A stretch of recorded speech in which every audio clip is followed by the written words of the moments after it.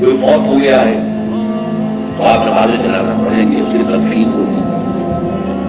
لیکن یہ کہ اس پر آپ نے تیجا رکھ لیا، دسواں رکھ لیا، 40واں رکھ لیا، برسی رکھ لی، یہ سب آپ نے اپنے اوپر بوجھ ڈال دیے۔ یہ خامخواہ کا بوجھ لوگوں کے اوپر، جو دولت والے ہیں ان کو تو کوئی بات نہیں، ان کو تو اپنی دولت کے اظہار کا موقع ملتا ہے، لیکن غریبوں کے لیے بہت ہو گیا، کسی نہ کسی درجے میں خانہ پوری انہیں کرنی پڑے گی۔ تو یہ جو رسومات و بدعات ہوتی ہیں، یہ در حقیقت اور انسانی کے لیے بوجھ بن جاتے ہیں، جن سے نجات دلانا بھی نبی اکرم صلی اللہ علیہ وسلم کا ایک فرض مسلم تھا۔